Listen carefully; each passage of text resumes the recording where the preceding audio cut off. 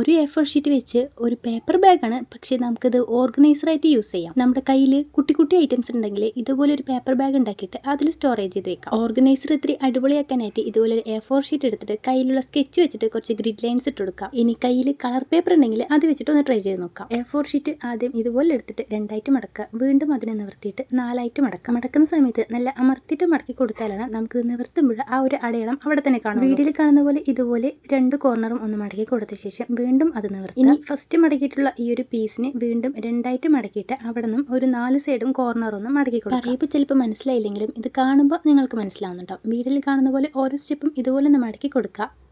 എന്നിട്ടും കിട്ടുന്നില്ലെങ്കിൽ ഒന്ന് ബാക്ക് അടിച്ചിട്ട് വീണ്ടും ഒന്നുകൂടെ കാണാൻ പോസ് ചെയ്തിട്ടൊക്കെ ട്രൈ ചെയ്തു. ഇതുപോലെ രണ്ട് സൈഡും ഇങ്ങനെയൊക്കെ മടക്കിയ ശേഷം വീണ്ടും അതിനെ നിവർത്തണം. എന്നിട്ട് ഇതാ ഈ വീഡിയോയിൽ കാണുന്ന പോലെയൊക്കെ ഒന്ന് ചെയ്ത് നോക്കിക്കൊള്ളൂ കേട്ടോ. മടക്കിയതൊക്കെ എന്തിനാ നിവർത്തണമെന്ന് ചോദിച്ചാൽ ആ ഒരു അടയാളം അവിടെ കിട്ടാൻ വേണ്ടിയിട്ടാണ്. ഇതുപോലെ ഒരു സൈഡിൽ നമുക്കൊരു സ്ക്വയർ ഷേപ്പ് കിട്ടും, അതുപോലെ ഒന്ന് മടക്കി കൊടുക്കുക. നിങ്ങൾക്ക് ചിലപ്പോൾ കാണുമ്പോൾ മനസ്സിലാവുന്നുണ്ടാവും. ഒരു പേപ്പർ എടുത്തിട്ട് ഇതുപോലെയൊക്കെ ചെയ്ത് നോക്കിയാലേ നമുക്ക് പെർഫെക്റ്റ് ആയിട്ട് കിട്ടുള്ളൂ കേട്ടോ. വെറുതെ അങ്ങോട്ട് മടക്ക് ഇങ്ങോട്ട് മടക്കെന്ന് പറഞ്ഞാൽ ഒന്നും മനസ്സിലാവുന്നുണ്ടാവില്ല. ഒന്ന് ചെയ്ത് നോക്കുകയാണെങ്കിൽ അടിപൊളിയായിട്ട് കിട്ടും. അത്ര വലിയ ബുദ്ധിമുട്ടുള്ള പണിയൊന്നും. ഈ ഒരു സ്റ്റെപ്പും കൂടി ചെയ്ത് കഴിഞ്ഞാൽ നമ്മുടെ പേപ്പർ ബാഗ് റെഡി ആയിട്ടുണ്ട്. ഇതുപോലെ ഒരു വലിയൊരു കോൺ കിട്ടും, രണ്ട് സൈഡും കിട്ടും കേട്ടോ. ആ ഒരു കോണിനെ ഇതിന്റെ ഉള്ളിലോട്ടൊന്ന് അമർത്തി കൊടുക്കുക. ഇവിടെ ഗമ്മിന്റെ ആവശ്യമൊന്നും വരുന്നില്ല, ഇതുപോലെ ടൈറ്റിലൊന്ന് ഉള്ളിലോട്ട് അമർത്തി കൊടുത്താൽ മാത്രം മതി. ഇനി വേണ്ടത് ഇതുപോലത്തെ 2 ത്രെഡ് അതിനെ ഇതിലോട്ടൊന്ന് ഹാങ് ചെയ്ത് കൊടുക്കുക. ഫസ്റ്റ് അറ്റംപ്റ്റിൽ കിട്ടിയില്ലെങ്കിൽ ഒന്നുകൂടെ ചെയ്ത് നോക്കുക. എന്തായാലും ചെയ്ത് വരുമ്പോൾ നല്ല അടിപൊളിയായിട്ടുള്ള ഒരു ഓർഗനൈസർ കിട്ടും. ഇനി ഇതിൻ്റെ ഉള്ളിലോട്ട് എന്താണ് എടുത്തു വെക്കാൻ ആഗ്രഹിക്കുന്നത് അതെല്ലാം എടുത്തു വെക്കുക. ഇനി വേണ്ടത് ഒരു ലൈക്കും ഒരു സബ്സ്ക്രൈബും.